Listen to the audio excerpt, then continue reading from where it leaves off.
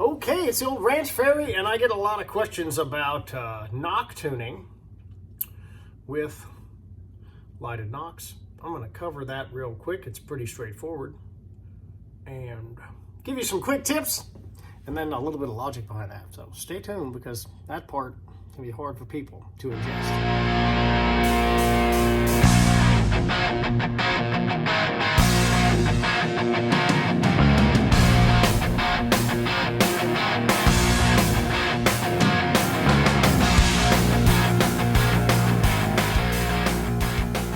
Knock tuning is really pretty straightforward.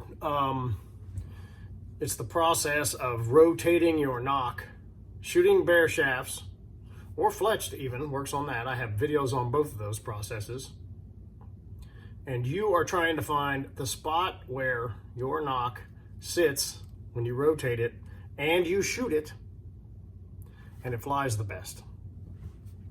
Carbon arrows are a column, and there's a seam in there. And every bow, draw length, draw weight, everybody's shooting a different thing. And even between the bows, Pamela, my Expedition's a 5-inch brace height with really aggressive cams at 65 pounds. And my Elite Cure is more calm and tame, more my style.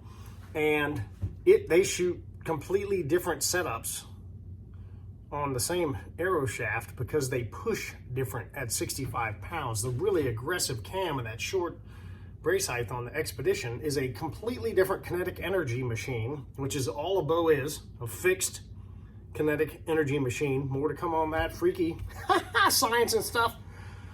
Back to knock tuning. When you're knock tuning, what you should do is take a knock. I like Luminox, and I get this from talking to the wizard. He said this, and I believe he said the Fire Nock are the two most accurate knocks for lighted knocks, and accuracy matters. So all lighted knocks have issues. Some of them they're not going to light for some reason, or you overshoot them, shoot them too many times. Whatever happens, if the lighted knock does not light, it still needs to go where it's aiming.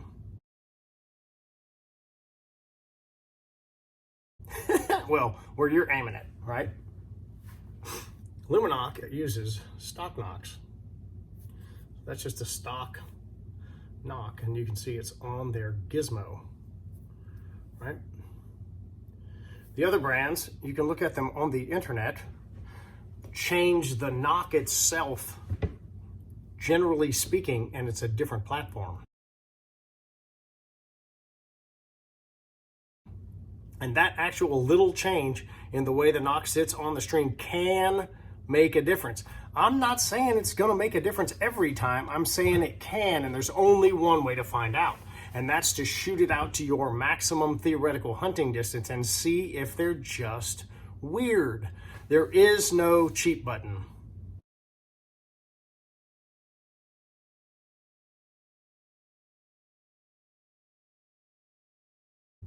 There is no easy button in archery.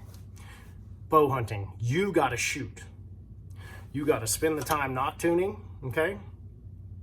And you have got to go find out if your setup will shoot to your maximum shooting distance with broadheads that need to be resharpened, or commit a couple broadheads to just beat around broadheads and leave them dull, but straight, and practice and find out if your brand of lighted knock will behave exactly the same as a stock knock.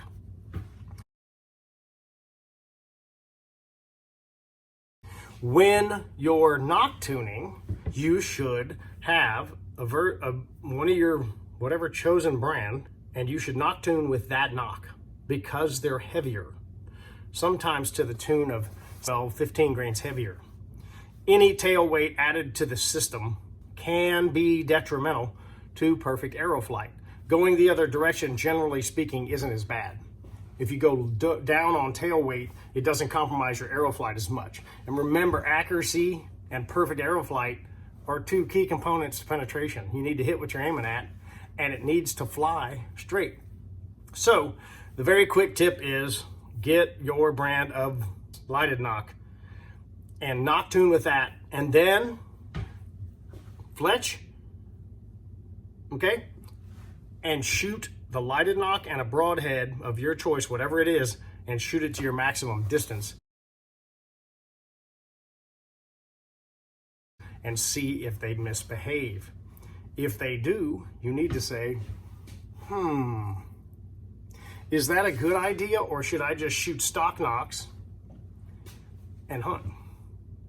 If you are compromising accuracy with broadheads for a lighted nock, I don't know what I'm gonna do for you, because that's bad. It's pretty simple, straightforward. Nock tune with lighted nock. Put the lighted nock in with a fletched arrow.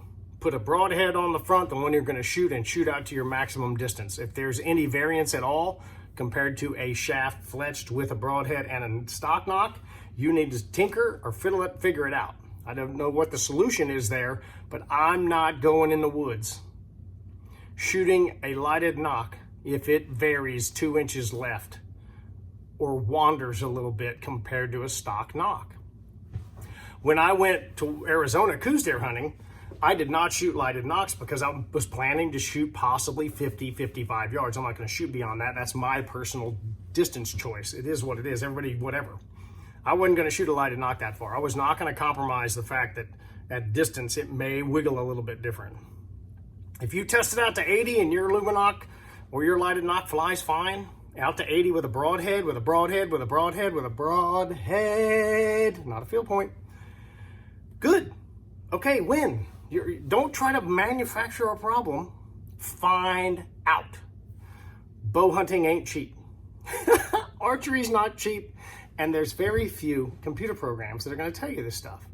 Because draw lengths are different. Arrows are different. Bows are different. There's really fast ones and really cool, smooth ones.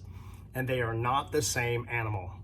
Go find out and tinker.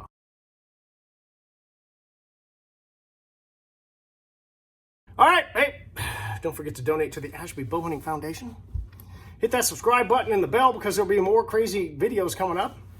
I'm going to go into a science hole. I'm going to start digging a hole looking for a shovel. Oh boy. Me and the Rocket Man are going to start validating some data and doing some cool stuff with the lab radar, and it's super fun. And it is, the spreadsheets are mind-boggling, so I'm still chewing on that stuff. Wrench Fairy out.